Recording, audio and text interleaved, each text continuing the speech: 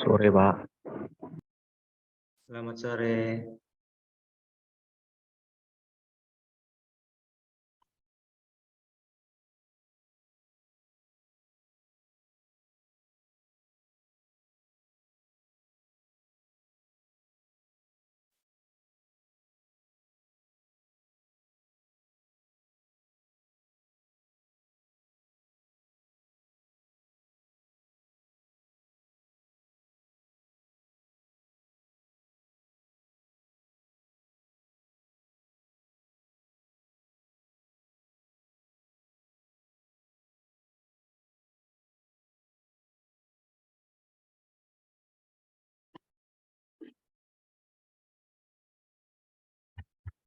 Assalamualaikum warahmatullahi wabarakatuh.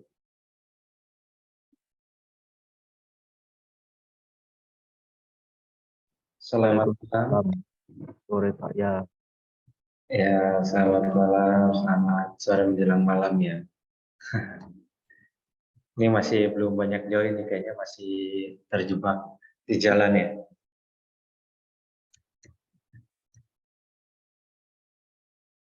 Oke, baik teman-teman.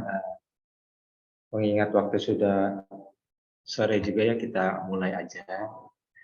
Di sini saya sudah siapkan materi pertemuan ke-9 kita tentang kode etik profesional TI.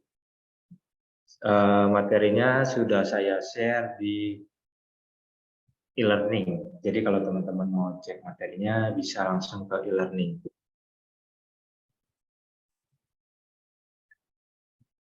Nah, agar penjelasan kita tidak melebar, di sini saya mengambil beberapa poin penting yang harus kita garis bawahi bahwa apa sih kode etik itu, kemudian fungsi dari kode etik, dan yang terakhir adalah asosiasi yang menangani kode etik profesional di bidang teknologi informasi, begitu ya. Nah, jadi teman-teman kan waktu semester 3 ya, katanya cerita udah pernah dapat mata kuliah kode etik. Nah, ini kode etik termasuk ke dalam poin-poin dari etika profesi. Jadi kalau kita melihat etika profesi itu cakupannya lebih luas, gitu ya. Karena di dalam etika profesi itu selain kita diajarkan etika, diajarkan juga tentang perkembangan ICT, etika dan bisnis, jadi bagaimana cara berbisnis, dan termasuk kode etiknya, kayak gitu ya. Jadi kode etik ini merupakan turunan dari etika profesi. Nah, jadi kode etik itu apa sih?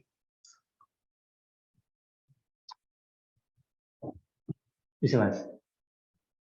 Oh, enggak? Hah? Kamu enggak? Saya nanti Pak, bentar Pak. Ya. Makasih ya. Nah, jadi di sini kode etik merupakan peraturan yang menyangkut profesi tertentu.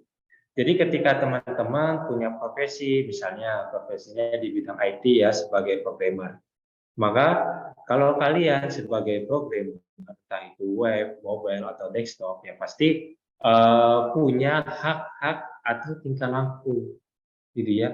Dan perbuatan kalian itu diatur. Jadi ketika teman-teman menjadi programmer, apa sih yang boleh, apa sih yang tidak boleh? Misalnya, contoh ya, kebanyakan sekarang kan dokumentasi itu di website sudah lengkap, kayak gitu ya. Nah, terus kemudian kalau kalian sebagai programmer, biasanya sering tuh melihat forum, dokumentasi gitu ya, GitHub kayak gitu ya, atau Stack Overflow. Nah, malah, yuk, Waalaikumsalam. Pesawatnya macet Pak. Oh iya, Ada lampu merah. ada lampu merah ya di langit ya. Jadi kalau teman-teman profesinya sebagai programmer, ya biasanya kan ngambil programnya tuh bisa dari dokumentasi, dari forum, GitHub, ataupun dari Stack Overflow. Nah, kadang tuh kita harus memperhatikan kode etik yang ada. Ya, kenapa? Nah, ketika contoh teman-teman mengambil dari GitHub kayak gitu ya. Nah, teman-teman harus menyantumkan source-nya dari mana. Kayak gitu ya. Misalkan siapa yang buat. Nah, itu ada sebuah kode etik. Jadi walaupun teman-teman menggunakan kode program yang sama dan teman-teman nggak mengakui itu adalah hasil pekerjaan teman-teman. Seperti itu ya. Walaupun kita bisa bilang tidak ada hukumannya ya, nah, tapi kalau diperhatikan lagi ya, namanya kalian sebagai profesional, kalian harus apa ya, harus bisa lah, bisa mengatur atau bisa menerima bahwa itu pekerjaan orang lain. Jadi kalian harus mencantumkan sebagai referensi. Nah, itu adalah kode etik di bidang teknologi informasi. Gitu. Atau di sini teman-teman yang punya jaringan atau yang sering berinteraksi dengan sistem. Nah, biasanya kan ada hak-hak yang perlu dipenuhi ya, atau yang tidak boleh dilanggar. Nah, seperti ketika teman-teman ingin akses sebuah sistem, nah teman-teman walaupun punya user atau login sebagai yang bukan hak kalian, itu tetap tidak boleh kalian masuki, kayak gitu ya. Nah, kalian sebagai administrator nih, kalian bisa masuk kemana aja, gitu ya. Nah, tapi selain administrator, kalian tuh tugasnya adalah sebagai kita katakan sebuah apa ya, mengelola sebuah sistem. Nah, mengelola sebuah sistem ini baik benarnya transaksi sistem. Nah, di luar itu kalian ya nggak boleh sampai mengintip data user yang menggunakan sistem tersebut. Kecuali kalau memang hak tersebut ya kita bilang perlu untuk dilihat. Tapi kalau memang tidak perlu untuk dilihat, ya jangan sampai kalian melihat. Intinya seperti itu ya. Karena itu sudah melanggar hak kalian sebagai user atau privasi user dari orang lain. Itu. Nah, next, fungsi dari kode etik profesi. Nah, fungsi yang pertama adalah sebagai pedoman. Itu ya. Jadi tadi saya katakan bahwa kode etik itu tidak bisa kita katakan tidak ada hukumnya, ya, tidak ada aturannya. Tetapi ketika kalian berada di suatu negara atau bergabung di sebuah profesi yang profesional ya, atau kode etik profesional, tergabung ke dalam komunitas tersebut, maka ada kode etiknya di sana, kayak gitu ya. Nah, kode etiknya itu apa aja? Yang pertama, kode etik digunakan sebagai pedoman bagi anggota. Jadi ketika kalian tergabung ke dalam sebuah komunitas, kode etik sebuah komunitas seperti itu ya, maka ada prinsip-prinsip yang memang harus dilaksanakan atau dipatuhi oleh setiap anggotanya.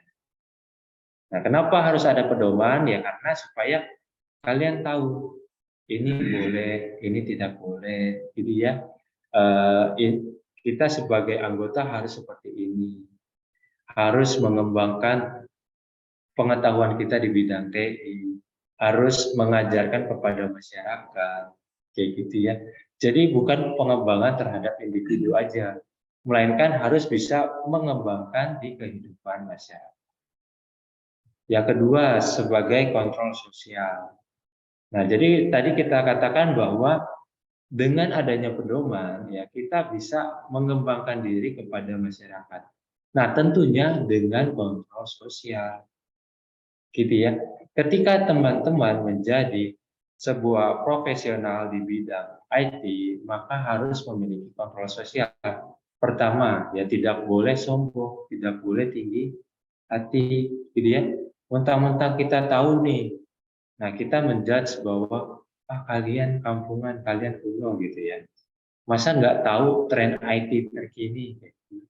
Nggak boleh seperti itu ya, menjatuhkan orang lain. Jadi kita harus punya kontrol sosial, walaupun kita lebih tahu, ya karena kita tergabung ke dalam kode etik profesional, maka kita harus bisa menjelaskan kepada orang awam. Apa yang kita jelaskan? Perkembangan teknologi yang ada sekarang atau yang ada saat ini, kayak gitu ya. Jadi misalkan perkembangan saat ini, misalkan ada yang namanya virtual reality, VR. Nah, yang kalian tahu tentang VR apa? VR, virtual reality. Pokoknya yang begini aja ya. Fajar tahu ya biasanya. Tapi beberapa minggu kemarin di sini kan ada ya, seminar VR. Nah, ya itu termasuk sosialisasi ya. Sosialisasi kepada masyarakat yang khususnya anak SMA ya kebetulan ya. Nah, anak SMA yang tadinya tidak tahu jadi tahu ini dunia VR, gitu ya. VR itu yang tadinya berupa gambar dengan kita memanfaatkan teknologi virtual reality, jadi seolah-olah itu gambarnya hidup, nyata, betul ya, ada di dunia kita. Padahal kita pakai bantuan tools atau alat. Nah, seperti itu ya. Ketika teman-teman tahu, jangan menjatuhkan orang awam. Kalau perlu orang awam dirangkul untuk sosialisasi. Nah, itu yang bagus. Itu ya. Jadi kalian sebagai mahasiswa IT, mahasiswa yang bergerak di bidang IT, artinya kalian punya kewajiban untuk mensosialisasikan perkembangan ICT di dunia luas atau di masyarakat. Nah, yang ketiga, fungsi kode etik profesi adalah mencegah intervensi atau campur tangan pihak di luar organisasi profesi tentang hubungan etika dalam keanggotaan profesi. Nah, ini sebenarnya lebih khusus ya ketika teman-teman menjadi sebuah komunitas kode etik profesional, maka teman-teman nggak bisa mencampuri ya atau mengintervensi antar komunitas lainnya, kecuali ketika kalian sudah menjadi anggota tersebut. Kayak gitu. Jadi apa aja sih kode etik profesional yang ada di sini? Nah, kita lihat next. Di sini ada komunitas atau asosiasi profesional yang mengatur tentang kode etik di bidang teknologi informasi. Sebenarnya ada banyak ya. Dan beberapa yang di sini saya katakan sudah terkenal ya di bidang IT. Entah itu yang internasional ada dan yang Indonesia ya, utara nasional kayak gitu ya. Jadi di sini ada 4 asosiasi profesional atau komunitas profesional yang mengatur kode etik di bidang IT. Jadi ketika teman-teman menjadi anggota asosiasi di sini, maka teman-teman harus tunduk dan patuh ya atas kode etik dan tanggung jawab serta peranan dari komunitas tersebut. Kayak gitu ya. Contoh di sini ada ACM ya atau Association for Computer Machinery. Nah, yang kedua IEEE atau Institute of Electrical and Electronic Engineering.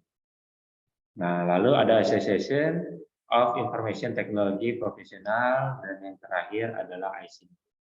Gitu ya. Nah, ISINDO ini termasuk kepada asosiasi nasional, tingkatnya nasional ya Indonesia. Gitu. Nah, dari keempat komunitas ini teman-teman ada yang tahu? Nggak paham ya? Atau ada yang tergabung? Ada yang udah pernah buat jurnal belum?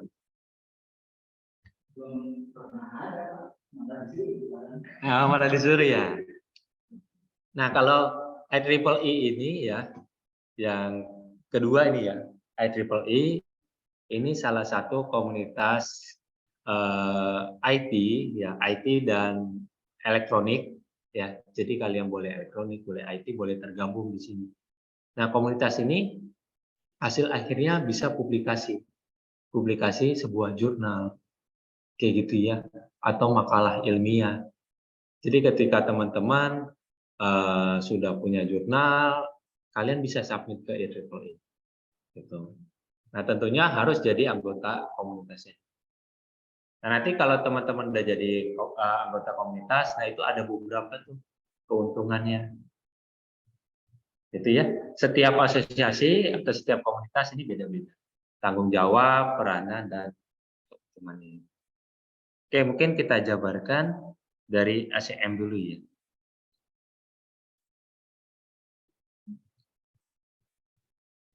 Oke, di komunitas ini memberikan sumber daya dalam mengembangkan komputer baik sebagai ilmu maupun sebagai profesi.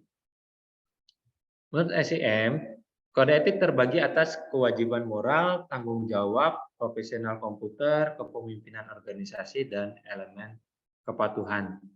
Jadi, ACM itu ada 4 ya. Ada 4 landasan yang ketika teman-teman menjadi anggota di komunitas tersebut, maka harus memenuhi 4 landasan. Gitu ya. Contoh kewajiban moral. Ya, jadi secara garis besar ya, moral di sini adalah moral yang jadi dasar dalam berinteraksi kepada masyarakat, ya. Mulai dari jujur, gitu ya, saling berbagi, tidak boleh jahat kepada orang lain, kayak gitu ya. Itu termasuk ke dalam kewajiban moral terhadap kode etik menurut ACM, for Computing Machinery. Nah, yang kedua terkait tanggung jawab profesional komputer. Jadi ketika kalian ingin bergabung, kalian harus menjadi profesional IT, gitu ya. Ketika kalian bekerja di bidang IT, maka kalian bergabung kepada komunitas ini, bisa dikatakan kalian sebagai profesional IT. Kenapa? Karena di sini dijabarkan ya pertimbangan sikap profesional yang lebih spesifik. Artinya ya dijabarkan tuh. Karena di sini kita bilang profesional IT ya, maka akan dijabarkan sikap-sikap bagaimana menjadi seorang yang profesional di bidang IT. Nah, sikapnya di sini lebih contoh menghargai karya orang lain. Itu yang pertama. Yang kedua lebih kepada misalnya ya, ketika kalian menggunakan sistem orang lain, maka kalian jangan sampai menghancurkannya, kayak gitu ya. Dan beberapa pertimbangan sikap lain agar kalian menjadi profesional di bidang tersebut. Jadi ada banyak, gitu ya. Nah, yang ketiga terkait kepemimpinan organisasi. Jadi tadi ada yang berinteraksi dengan masyarakat, ada yang menjadi sikap profesional, dan ini untuk organisasi, ya, untuk komunitasnya, yaitu menyinggung secara spesifik pada individu yang memiliki peran pemimpin baik di tempat kerja maupun sebagai anggota organisasi. Jadi di poin ini mengatur tentang gimana kalian bekerja, gimana kalian berada di komunitas ini ya, atau di komunitas ACM ini, kayak gitu ya. Jadi tanggung jawabnya apa aja. Kalian harus misalkan ya, kalian harus mengembangkan diri demi organisasi, kayak gitu ya. Kalian harus melakukan sebuah riset untuk dipublikasikan di komunitas ini. Kayak gitu. Jadi ketika kalian melakukan sebuah riset, kalian tuliskan riset tersebut, kalian tuangkan ke dalam bentuk jurnal. Nah, jurnal itu diberikan ke komunitas untuk apa? Untuk direview, ya, direview sesama komunitas, sesama anggota. Nah, nanti anggota itu bisa jadi reviewer, termasuk kalian kalau udah tergabung ke dalam asosiasi ini, ya, kalian sudah punya poin, nah maka kalian bisa menjadi reviewer, kayak gitu ya. Dan bisa saling kolaborasi juga bisa. Kan kadang kalau riset itu nggak cuma satu orang ya.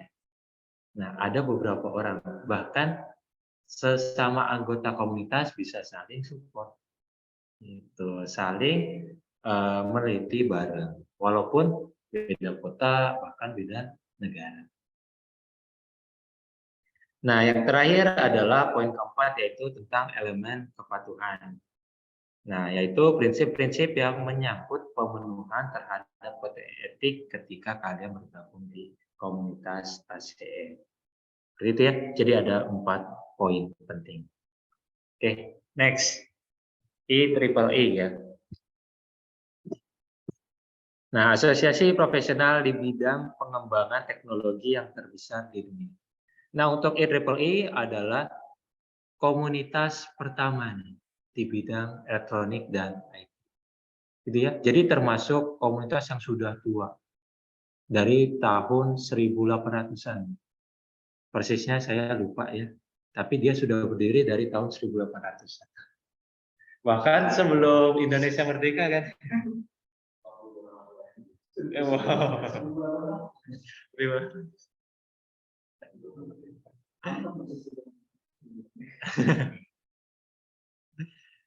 Jadi tujuan IEEE dibuat adalah untuk publikasi, konferensi, standar teknologi maupun aktivitas profesional dan pendidikan.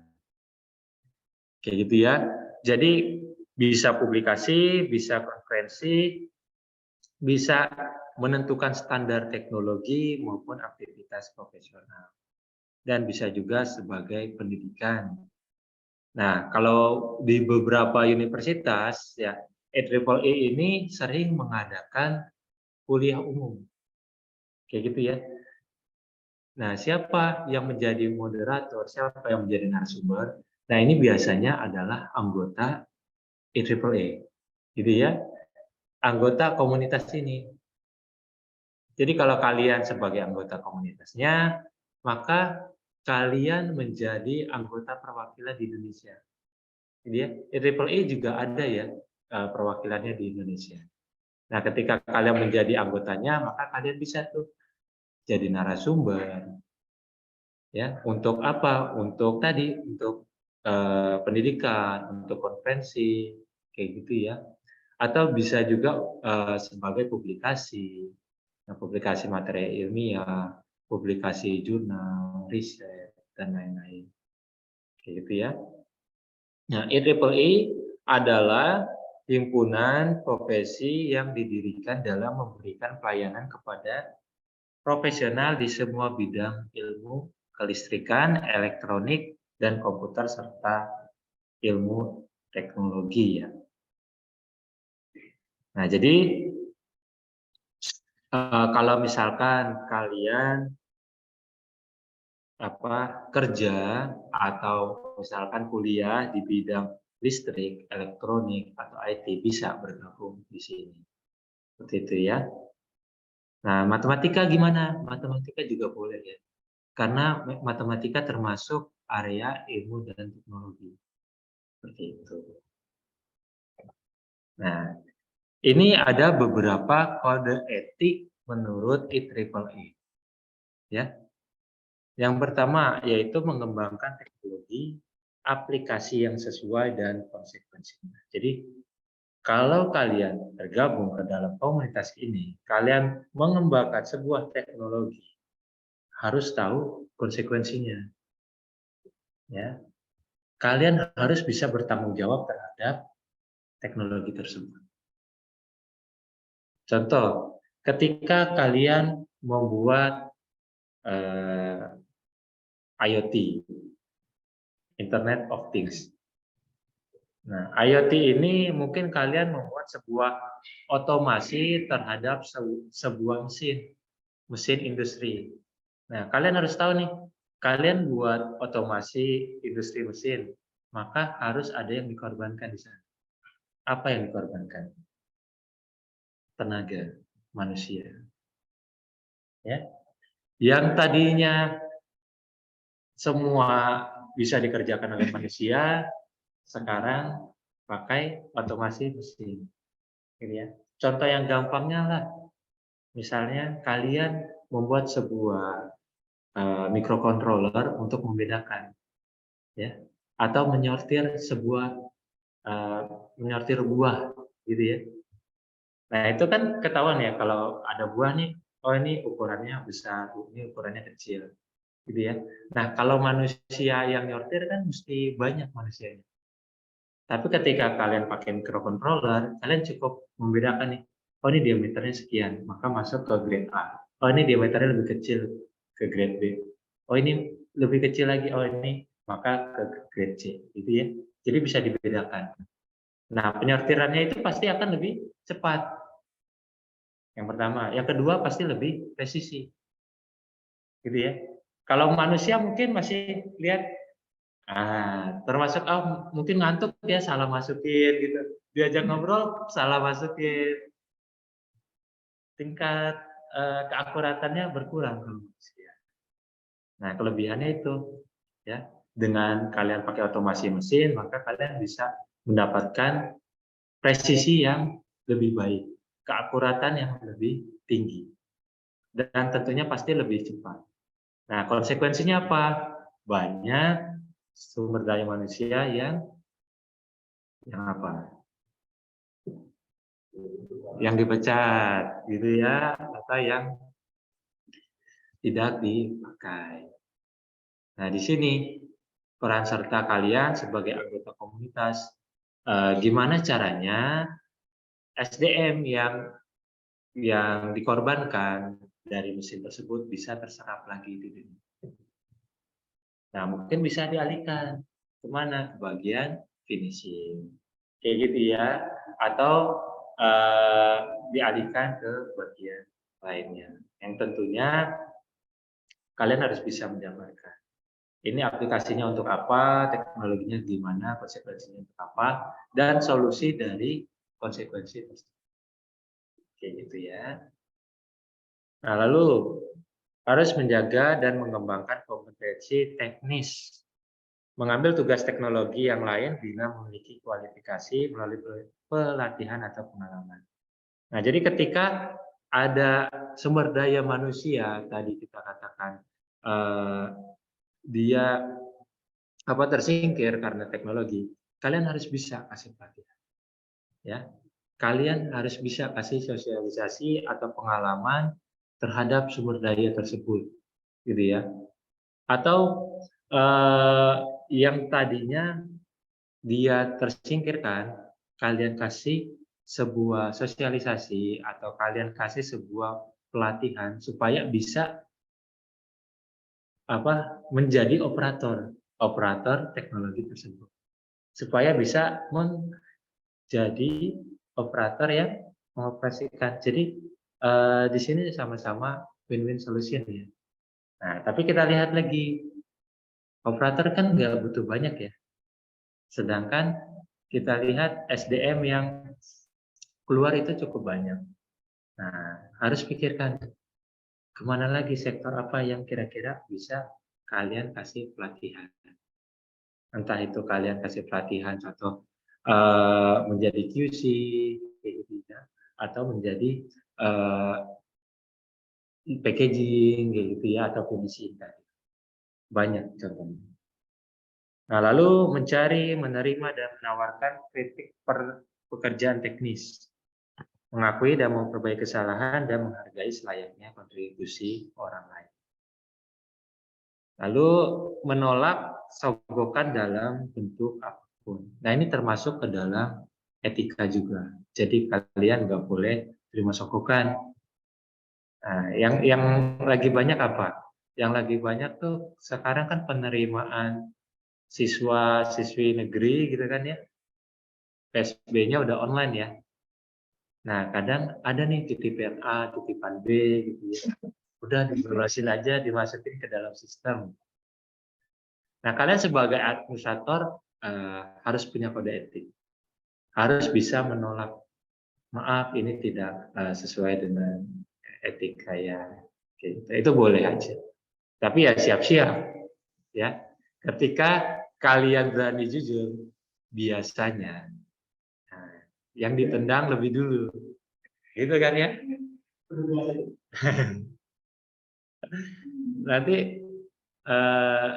ketika ada proyek yang lain, nggak usah pakai dia lah. Jujur banget orangnya. Gitu. Tapi jangan sampai kalian menyesali perbuatan kalian. Masih banyak kok ruang untuk kalian berlaku jujur. Gitu ya. Ketika kejujuran kalian tidak dihargai, kalian jangan berkecil. Tandanya memang circle tersebut yang memang tidak baik. Mungkin itu bisa jadi pertimbangan kalian untuk pindah ya ke tempat yang lebih baik. Karena apa? Karena kalau bekerja itu ya, bekerja tidak hanya semata-mata mencari uang, tapi untuk memberi kesenangan, passion. Kesenangan terhadap diri, kesenangan untuk berpacu menjadi lebih baik, menjadi lebih ahli lagi di bidangnya, kayak gitu ya. Buat apa gaji kalian tinggi tapi kalian nggak senang menjalani kegiatan tersebut atau menjalani pekerjaan tersebut? Tiap hari ngebatin terus ya kan, cepat mati ya kan. Jadi apa ya, hidup itu nggak berguna. Karena apa?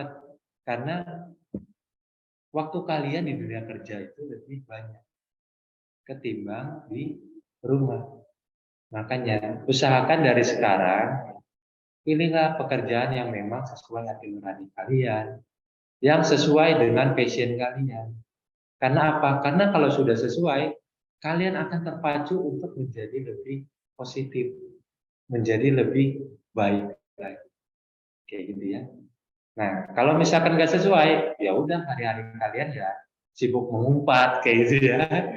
Aduh, toksik dah pokoknya. Nah, itulah. Jadi kode etik perlu untuk sebagai pedoman kalian. Nah, selanjutnya berupaya menghindari kecelakaan pada orang lain, ya, terus reputasi atau pekerjaan dengan tindakan salah atau maksud jahat. Dan terakhir membantu rekan sejawat atau sesama anggota dalam pengembangan profesi mereka. Kayak gitu ya. Jadi sesama anggota bisa saling berkontribusi untuk membuat atau mengembangkan sebuah sistem yang baru seperti itu. Oke, sampai sini ada yang ingin ditanya? Kita break dulu ya. Udah maghrib kan ya? Oke, kita break dulu. Nanti jam 18.15 ya kita join kembali. Oke, assalamualaikum warahmatullahi wabarakatuh. Waalaikumsalam.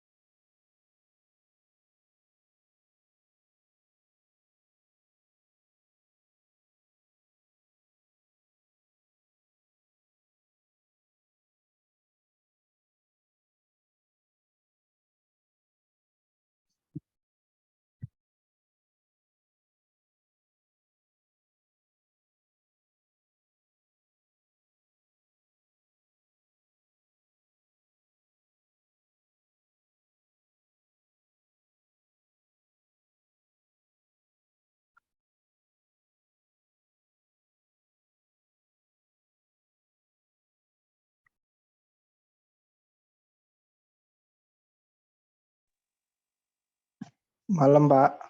Yuk malam. Pak, saya hadir ya, Pak. Cuma saya sambil kerja ini, jadi nanti kalau seumpama dipanggil belum nyaut, nggak apa-apa ya, Pak. Oke. Makasih, Pak. Yuk.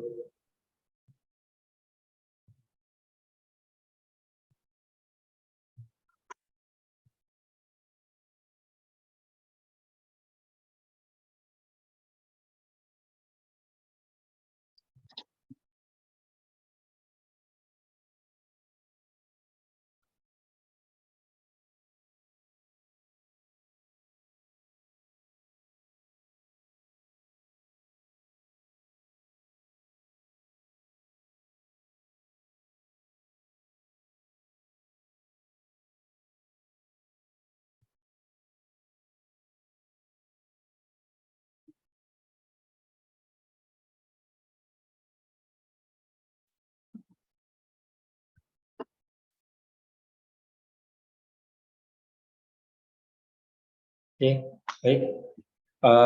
Untuk daftar hadirnya sudah saya share di kolom chatting. Kita melanjutkan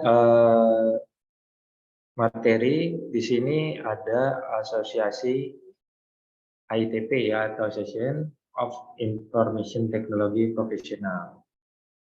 Nah, jadi di komunitas ini meningkatkan pemahaman tentang metode pemrosesan informasi dan prosedur.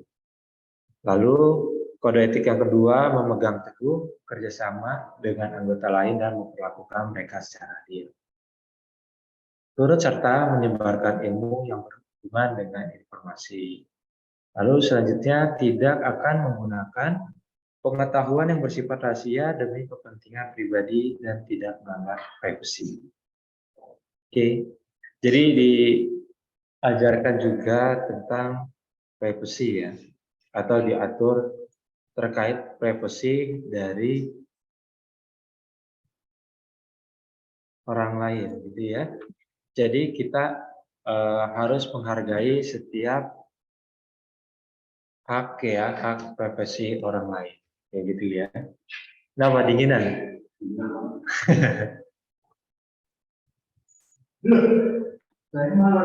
Malah yang satu malah buka air ya? Oh, nggak buka baju, aman ya? Nah, selanjutnya mempunyai kode etik ya, yaitu kewajiban kepada institusi pendidikan. Jadi ketika kalian menjadi anggota komunitas, maka kalian harus punya kewajiban terhadap institusi pendidikan dengan memegang teguh prinsip moral dan etika. Kemudian kalau kepada atasan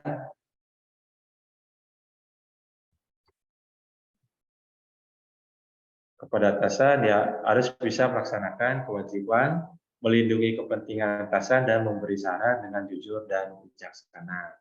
Jadi setiap keputusan atasan kamu harus bisa saling menimbang ini baik atau benar, gitu ya. Lalu mempunyai kewajiban kepada negara dalam hal bisnis, pribadi, dan sosial untuk menegakkan bangsaku dan menghormati jalan hidup yang dipilih oleh masyarakat, gitu ya.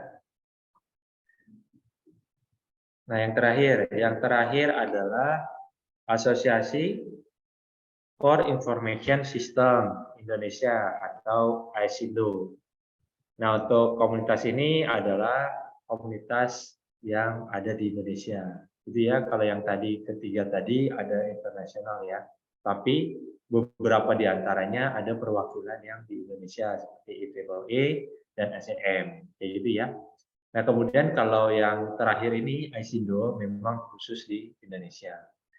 Nah, AISINDO ya dalam kode etiknya mempunyai program. Programnya itu IISP ya, atau Information System Professional Ethics, gitu ya. Jadi Indonesia Information System Professional Ethics. Jadi di sini adalah kode etik untuk profesional sistem informasi di bidang sistem informasi di Indonesia, gitu ya. Nah, pertama harus bisa menginspirasi.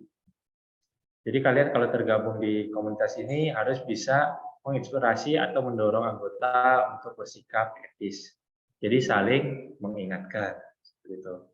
Lalu yang kedua itu sensitivity atau mendorong anggota untuk lebih peduli dan sensitif. Sensitif terhadap apa? Sensitif terhadap perkembangan ICT yang ada, kayak gitu ya.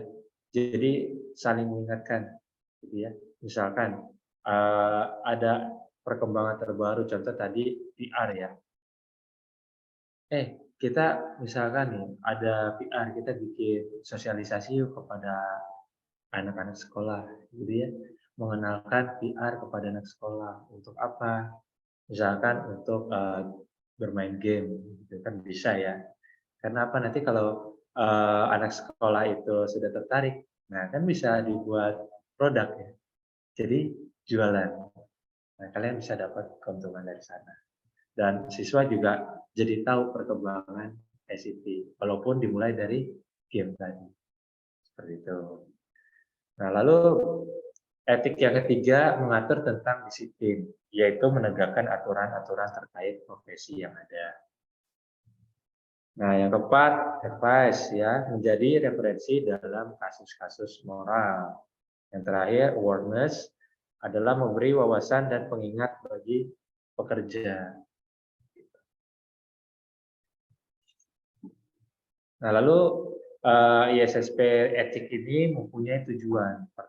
Tujuan yang pertama adalah membentuk etika terhadap masyarakat. Jadi dia harus mempunyai etika ketika bersosialisasi di masyarakat.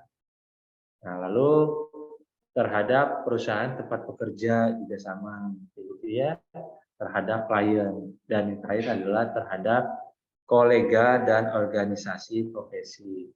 Jadi keempat tujuan ini atau keempat fokus ini ya yang mengharuskan gimana seorang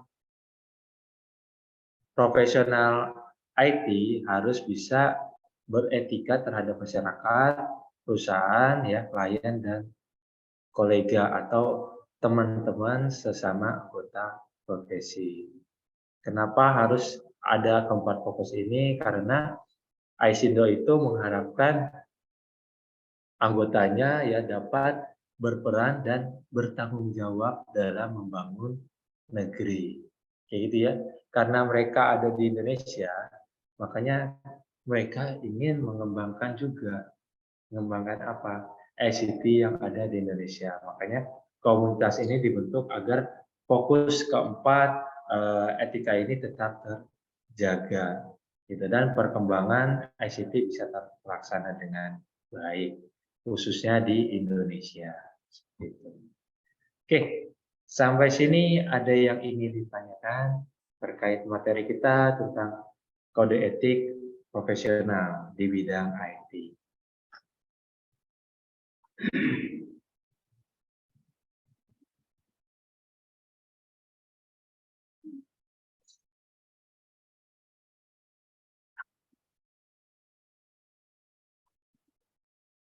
Oke, mungkin di sini saya mau sharing aja ya.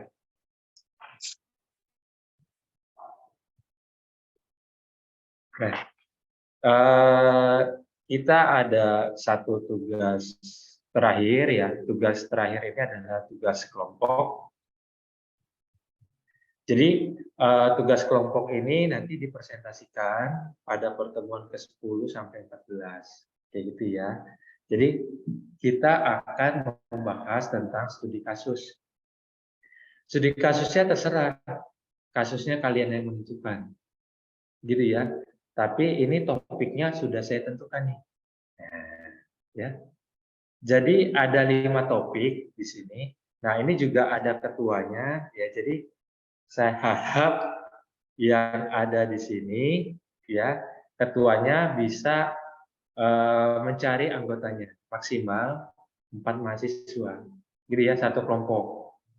Satu kelompok 4 mahasiswa. Boleh 3, boleh 2 ya. Asal jangan sendiri ya. Jomblo lagi. Sebagai ketua, gitu ya. Atau kalau kalian nih nggak kebagian ketua jadi anggota, boleh milih nih mau ketuanya siapa gitu ya. Atau saya lebih yakin ke cyber kan karena saya hacker kayak gitu ya. Atau misalkan, oh saya biasa main jaringan nih, saya ikut keamanan jaringan aja, itu boleh ya. Jadi kalau anggotanya itu bisa milih kemana aja. Topiknya udah ditentukan Pak. Kayak intelektual, Iya, udah ditentukan. Jadi ketuanya bertanggung jawab terhadap topik yang ditentukan. Gitu ya. Nah, apa aja yang dibahas? Pertama teorinya. Apa itu contoh ya? Apa itu HAKI gitu ya? Kan kalau hak kekayaan intelektual tuh ada yang sebut HAKI, ada HKI. Nah, itu sama. Gitu ya. Apa terus tujuannya apa gitu ya. Kalau ada badannya sebutkan badannya apa yang menaungi HAKI tersebut kayak gitu ya. Nah, terus contoh kasus pelanggaran HKI. Banyak kan ya? Nah, contoh kayak misalkan pelanggaran tentang hak cipta ya. Nah, sekarang banyak ya kalau di dunia kreatif ya, banyak AI yang membuat sebuah copywriting. Gitu ya. Ketika kalian sebagai copywriter ya, kerjanya kan membuat konten, membuat tulisan, gitu ya. Tapi di sisi lain ada AI nih yang bisa membuat sebuah konten juga. Nah, kontennya dari mana ya? Dari penjelasan yang kita masukkan inputannya. Misalkan ada AI nih, inputannya misalkan kita masukkan, tolong buat misalkan tulisan atau esai tentang COVID-19 gitu ya. Nah, nanti dia akan menjabarkan COVID-19 adalah bla bla bla bla. Nah, ini kan menjadi dilema ya. Kenapa? Karena yang tadinya ada si content writer yang harus menulis, nah digantikan oleh AI. Nah, nanti bagaimana hak ciptanya?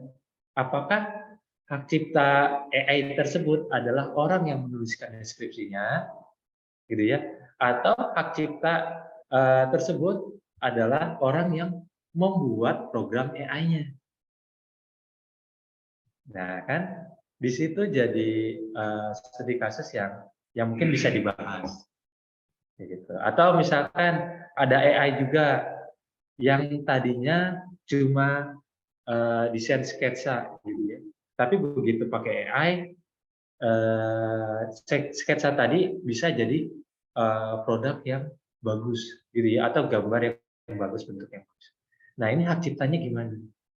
Apakah hak cipta produk tersebut menjadi milik si pembuat program AI-nya atau menjadi pemilik yang pembuat sketsanya, ya kan? Nah, di situ perlu dibahas. Nah, terus solusinya apa ketika terjadi pelanggaran tersebut? Gitu. Jadi ada 4 poin. Ya, sama yang terakhir undang-undang terkait ya. Kalau ada undang-undangnya. Nah, ini seharusnya ada ya, HAKI ada undang-undangnya, privacy juga ada ya. Kayak gitu dan lain-lain juga ada. Jadi bisa jangan kayak seorang dia.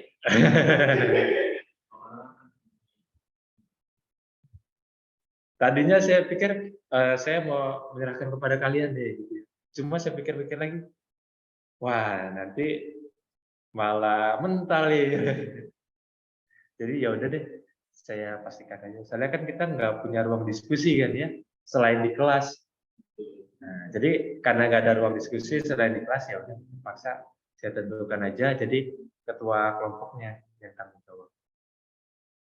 Problemnya ya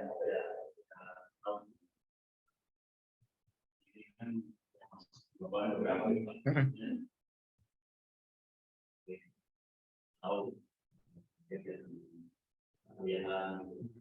jadi takutnya itu pada mengantisipasi itu mungkin sih lebih dekat juga adalah Gini sih sebenarnya ya itu dikembalikan kepada kalian ya. Nah, makanya di sini yang saya bilang bahwa ketua ya wajib menentukan anggotanya. Gitu. Jadi kalau misalkan kamu lihat, oh ini anaknya nggak aktif gitu ya.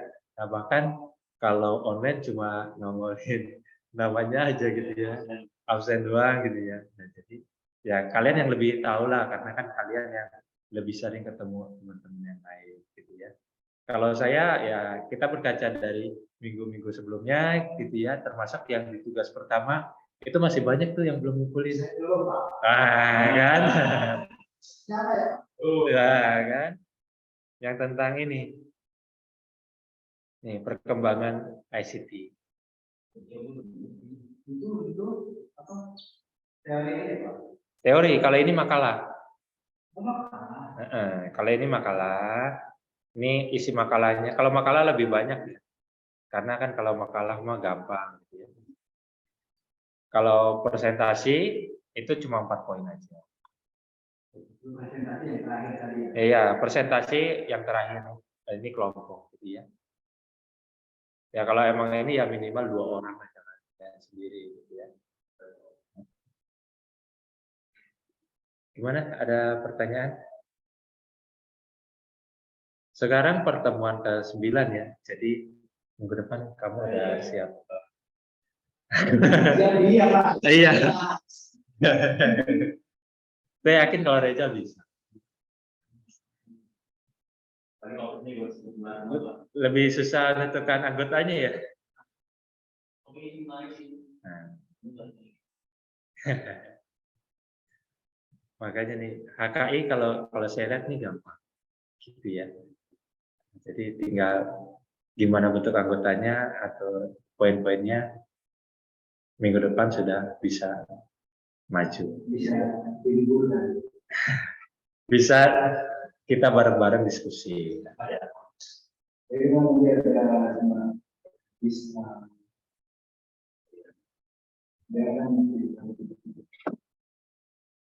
Boleh dibilang bisa itu malah murah.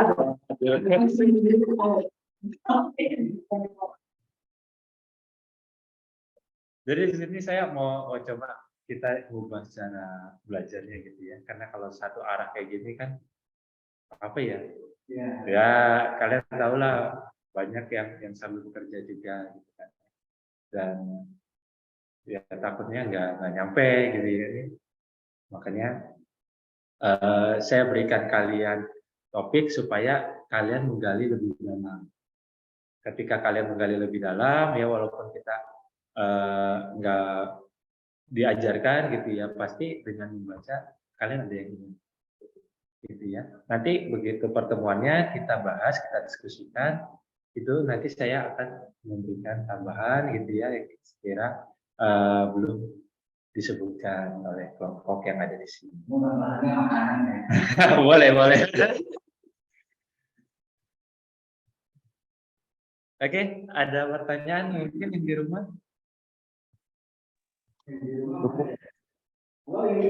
Halo yang di rumah. Cukup, Pak. Cukup ya. Nah itu coba saya sudah share link presensi ya.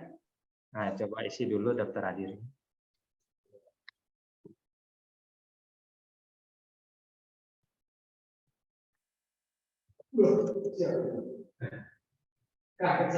Waduh.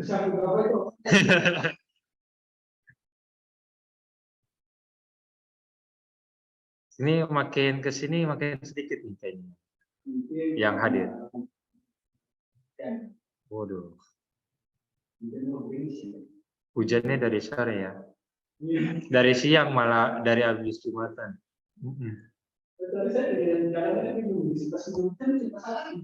Iya, maju lagi hujan lagi.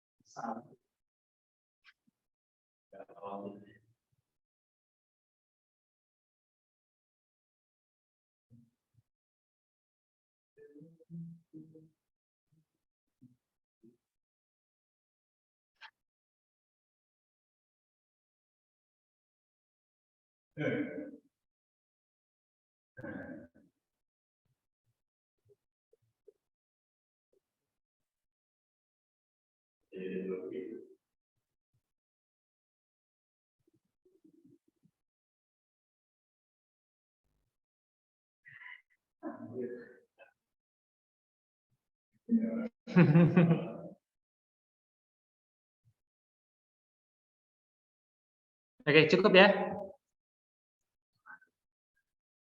Sudah semua nih absennya. Oke. Oke, terima kasih perhatian teman-teman. Semoga yang telah sampaikan bisa bermanfaat. Sampai bertemu ke depan. Assalamualaikum warahmatullahi wabarakatuh. Waalaikumsalam warahmatullahi wabarakatuh. Terima kasih, Pak. Terima kasih, Pak. Oke. Salam. Yuk.